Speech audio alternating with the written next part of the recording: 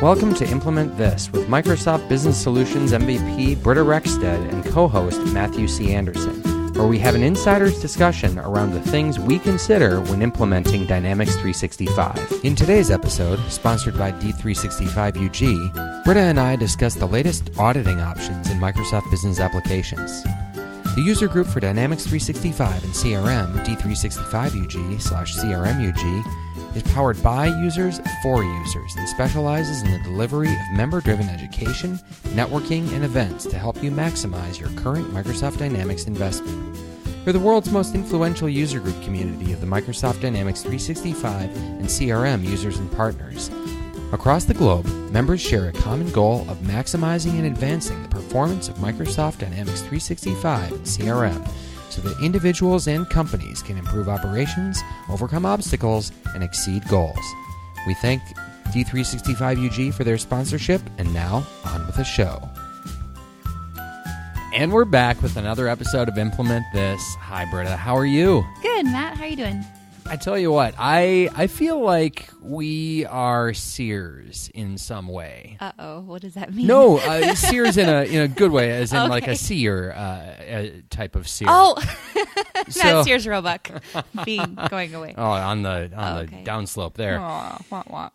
But no, what I wanted to say is I'm actually quite excited about the latest addition to the CRM Audio Podcast Network. Are you familiar with the latest and greatest show that just dropped here very recently? I just heard about it, but you talk about it. Yes, it is the XRM Toolcast. Yes! So excited! Yeah, So necessary. I know. Oh, my gosh. Our very last episode was talking about some of our favorite XRM Toolbox tools. We even talked about doing we better do another show. I feel like we can't go there next. You got to give it a little time because the real pros at XRM Toolbox are here. Definitely. So yeah, to those who are interested, it's Daryl Labar and Jonas Rapp who are going to be digging into the XRM Toolbox, and They've both written a lot of the things. Yeah, and as well as like the libraries that people are using. On the first episode, they actually have Tanguy, who was the creator of founder of it. Yeah, exactly. He Yeah. he started all that, and he talks about kind of the good, the bad in the first episode, and they're gonna continue talking to other developers of why they created what they did, how people use them. I'm very excited about it to hear that side of it because I'm not a developer. Well, even just to know that's the thing that's so intimidating for me is that the toolbox is so big and it's always growing. Mm-hmm. And so just staying on top of how much it's changing, because there's so many problems where they don't have to stay a problem for you. You don't have to stay stuck. But having this constant memorization of what's available in the toolbox is just really overwhelming. So that'll be a good one to stay tuned to. Absolutely. But we should pivot away from that. So we lost that topic for a very next that's episode. Okay. Happy to give it to them. So do you have anything that you are thinking of? Because I'm drawing a blank with all this XRM Toolbox excitement. Is your mind stuck on that? So I'm going to bring you back into the world of out of the box stuff we can do. Okay. I mean, XRM Toolbox is practically out of the box to me. I mean, it's like different box. Yeah, different box. So something I'm really excited about, which I learned more about this week thanks to the wonderful George Dubinsky, is everything that has changed in auditing. Mm-hmm. But also it's kind of confusing in the way things are worded, because that is a theme lately, that things are worded in ambiguous ways. So I want to break it down and talk about the differences, because it's not necessarily clear yet, I think, just because things are so new. Okay. So first of all, I think I've probably complained enough on the show about auditing. So issues we have today, we've had auditing in theory for a long time. Mm-hmm. In practice, I've used it. Yeah, and I really like auditing. Auditing is great if you're auditing very specific fields, or you want to know changes in ownership, or when different things went on. There was a call center situation I was in where it actually worked pretty well in that environment. But that's if I, as a manager, have a sneaking suspicion that something on a very specific record was an issue. I'm going to go look at that thing. Mm-hmm. Literally with my eyeballs, I'm going to go open that thing with all the clicks, look at it with my eyeballs, make a decision, and then go take action elsewhere. Yeah. Which is just, the world has moved way far past doing anything like that.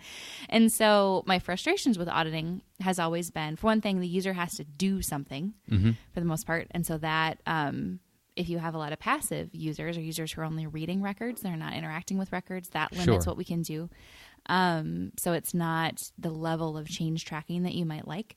And just the sheer fact that you can't get it out. I don't want data I have to go see with my eyeballs. I want to get it into Excel at least, or into Power BI or something like that. Yeah, I mean, I would say we've had for the specific things that are audited, and there's a very fine grained control that you can have over individual fields, and you know what it went from and to, and who did it and when, and that kind of stuff. However, some of those other types of logging of, like you said, viewing records, other things such as specific types of triggers other than just like each individual field changed and what were all the originals and all the new ones, which really makes it not user-friendly and really difficult to report on. I know I've certainly tried to pull down audit logs before to make any sense of it in bulk, and it just gets to be very cumbersome, right? Yeah, you kind of have to be looking for something specific and start close to it and then narrow in. Like you couldn't say, what did everybody do today? And then just go look at it. Or I'm going to go be suspicious of this user and look at everything they've done this month. Like that's not really what it's for. And so this is actually something that I've been really excited about. GDPR affects you no matter where in the world you are. It might really affect your day job, or it might not. That's the General Data Protection Regulation. Was actually passed a couple years ago, but kicked in May this year in Europe. And things like this always change, even if it doesn't affect where you live. In technology, we inherit those changes, and so there's technology growth from different things. And so as stressful as it is trying to now accommodate GDPR, something that's really exciting is that we're getting so many more tools. Yeah. And we all, no matter what industry you're in or what part of the world you're in, you have security and compliance concerns. And this is bringing us a better tool set, which is really exciting. That's great. And just, for the sake of anybody who's out there who is listening to this and isn't familiar with GDPR, we're not going to go into detail of kind of what that is and the rationale behind it. But the basic concept of GDPR is your data is yours as a person, and if you contact an organization, you can find out what it is that they know about you and ask to have it corrected if there's anything wrong with it, or have it removed from their system outside of things that they need to hold for compliance reasons and that type of thing. So, I mean, that's the basic gist of it, and there's a lot more to it. Yeah. But that's just so, you have a sense of why that would be relevant when you start getting into auditing and having an understanding of what's been going on with this data. Yeah, and there's a bill in California right now being debated that's very similar to GDPR. So it might even be coming here to the States a lot sooner. But that thought that a user, that an individual person out in the marketplace has a right to their data. They have a right to know what's being tracked. It should be reasonable, the things that are being tracked. They should have a right to ask for it, delete it, all that. And then also something that I'm really familiar with because I came from the world of finance and healthcare. But in regulated industries, we've known this for a long time, that you have an obligation to be able to figure out what employees did. So if something goes really wrong, you have to fire somebody because something didn't go, maybe it wasn't on the up and up. You need to be able to go back and see their activities, and we just didn't have that before. So it's now called activity logging, and what's amazing and overwhelming at the same time is this is part of the Security and Compliance Center, and this is not specifically Dynamics 365. What's amazing is that we have over 100 actions, things that we can track. So we went from, 6 in audit log to over 100. So you can tell now when even administrative things, like when a solution was published or when a field was deleted. Or, you can get really, really specific, which I'm excited about because I'm usually in environments where there are multiple cooks in the kitchen. And you have to go, wait, who moved my stuff? And you can actually see now, which is really great. So this is all in the Security and Compliance Center, along with this same level of information about just across the whole platform. So you can see in Office, you can see in Flow and Power Apps and Power BI and all throughout the business application stack. You can see, look at a user and see their passage, through the system, or what impact they've had, or what's been deleted, or what's been taken. Now we can see, if a record was listed in an advanced find, And there's data there. We can actually see that now, that record was there. We can see that was exported. So we know that when someone knew they were leaving and, they go and run a list of all their accounts and print that before they leave, we actually can see that now, which is really exciting.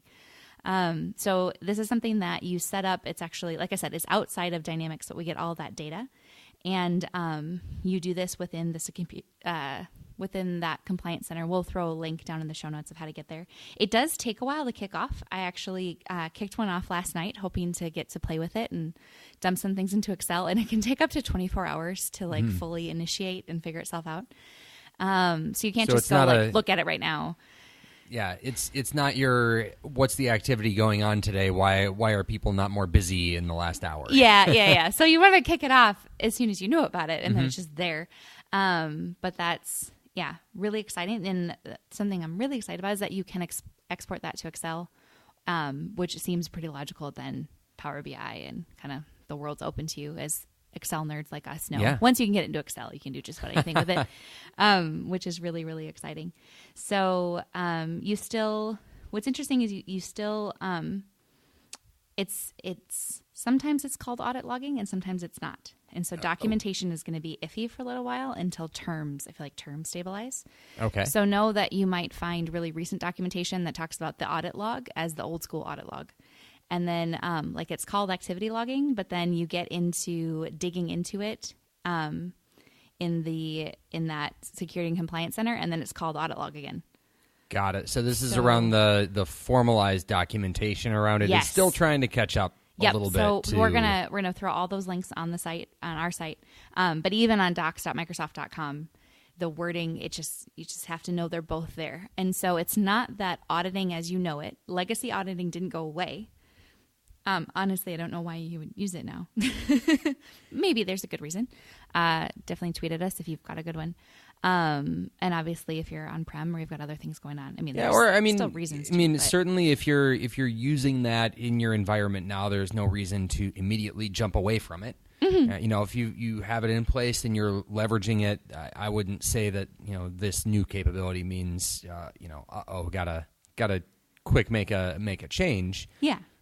But certainly exciting to hear about some of that new capability. Mm-hmm. Yeah, definitely. And it's done at an SDK layer too, not an application layer. So there's just so much more. That's why there's so many things that you can track, which is kind of amazing. So you probably can get in over your head, especially if you're an admin and you don't code, you can probably get overwhelmed pretty fast.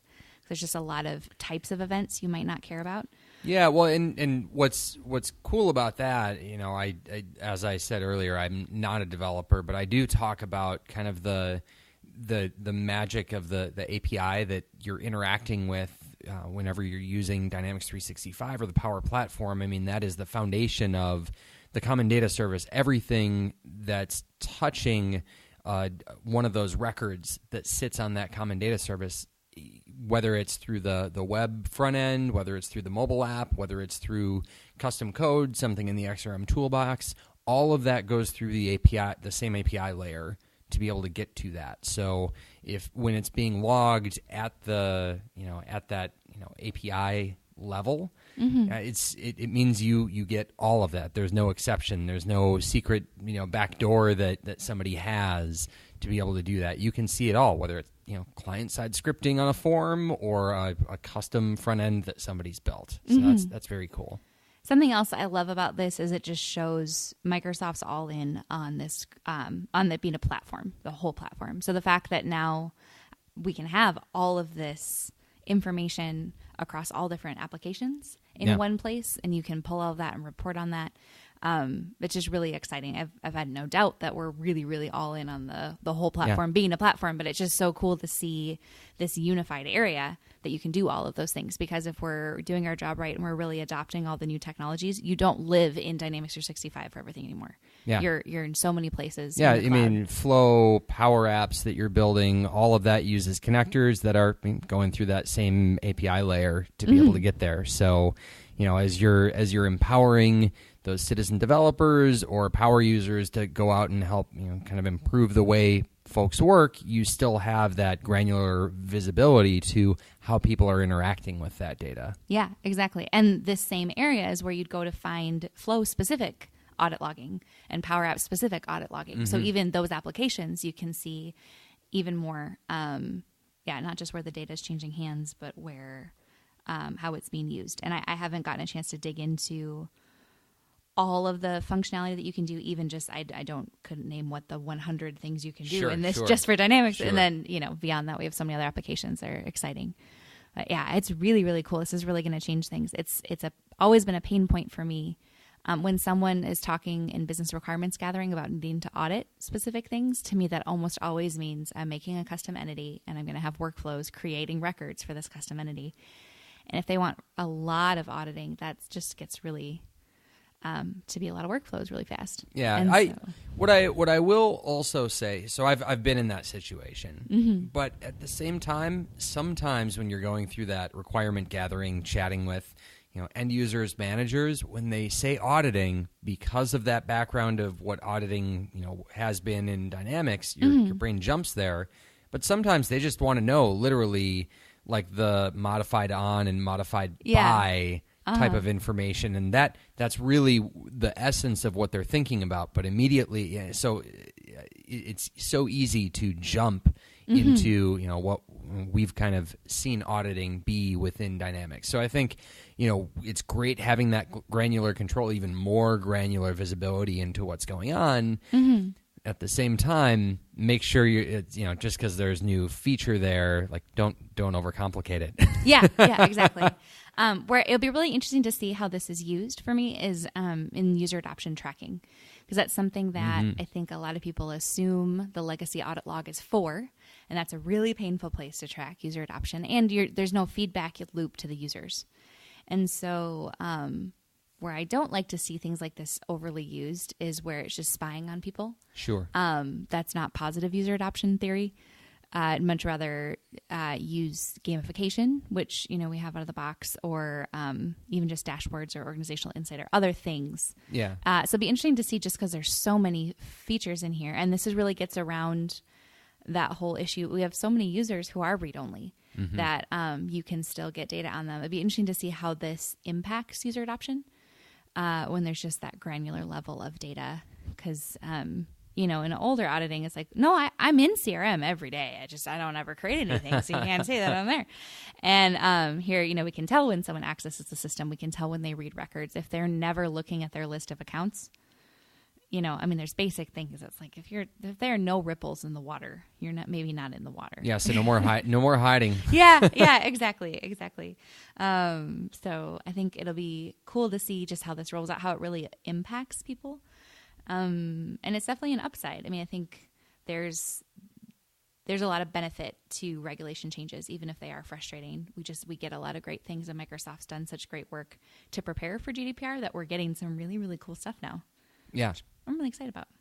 Yeah. Well, and there are things that I've been in kind of the pre-sales space of Dynamics for quite a few years at this point, and it's a question that does come up. People want to know about what type of logging is there, and traditionally, trying to look at how have people opened up records has taken some sort of code to do that, whether it was a plugin, whether it was script that was in the form when they were opening up the form that was going and setting a counter somewhere to be able to log that. There were ways to do it, but it was much more manual, and I'm really excited to see that, regulation-driven or otherwise, we're starting to see some of this, kind of make its way into the baked platform and become available as something that we can, report on through Power BI, through Excel, through these types of tools. I think it also helps win those internal debates. A lot of times you get stuck in those debates of where data should live. And you have legacy systems, you have they're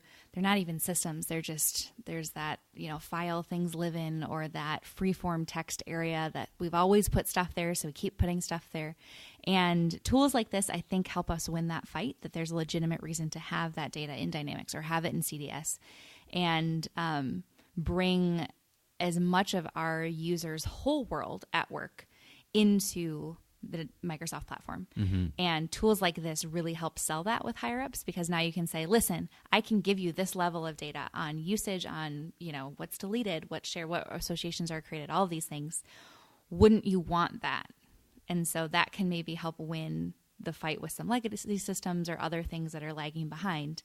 It just legitimizes why things should be all on the platform together. Yeah, well, and when I look at, kind of a business value case, one of the assumptions is that, when you're looking at how you're either driving more revenue or trying to, increase productivity people are having, or, impact the level of risk associated with something, one of the foundational assumptions is that people are going to use it. Mm-hmm. And being able to kind of protect that investment that you're making to make sure that you can, address those needs, whether it's more training or there was something that was missed as part of the build out.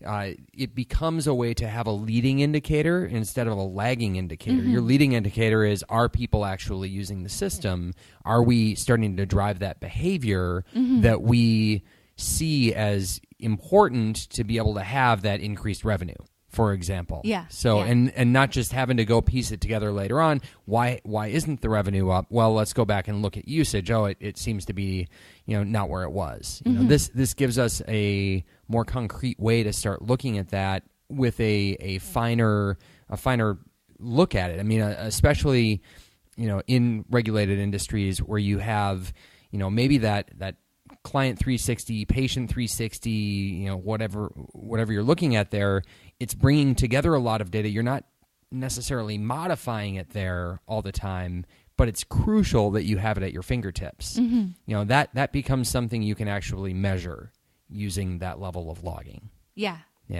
And just the forensic ability if something does go wrong.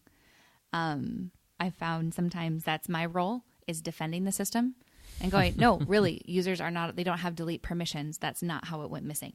And understanding some things maybe were never put in there or other things are going on. But, as our worlds get more and more complicated, it's really valuable to have a tool that can go in and look at things and really help us understand what happened, who did what, and have something more than the last modified on. Yeah, very cool. We need a lot. Yeah. We need a lot more than that. So, and I just assume I haven't gotten a chance to test performance yet, but I know audit logging to this level in the legacy would have just brought the server to its knees. I mean, they just could not have done that level of audit logging on everything. And it be interesting to see how that plays out, but I'm not hearing any mention of there being a performance hit from doing things this way, which is really exciting. Yeah. Because then you can have that level of visibility, and even some things you might not have thought you needed till later, you can, because the old school auditing, we had to really be mindful of what specific fields and things like that. So right.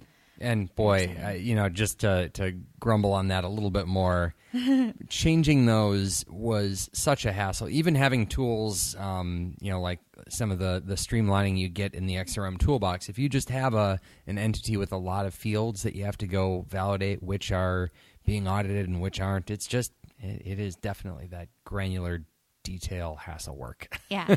I want anything I ever have to deal with, I should be able to put in Excel. Like, that's just, I have to look at it on a screen. It feels like a glorified iframe to me. And I'm just so happy it's in Excel. Thank you, everybody who worked on that. I don't know who you are, but I love you. Thank you. Well, on that happy note. Yes. Yep. I don't want to cut you off if there's more to... Nope, we're good. I'm just happy. But I'm going to be happy, so we should probably end the episode. All right, sounds good. Talk to you next time. Yeah. You've been listening to Implement This with Britta Rexted and Matthew C. Anderson. Do you have a business problem you'd like us to discuss on the show? Reach us through our website, implementthis.org, where you can also subscribe to the podcast. We're on Twitter, too. Britta is at MacGyver CRM, and I'm at MC Anderson. Thanks so much for listening.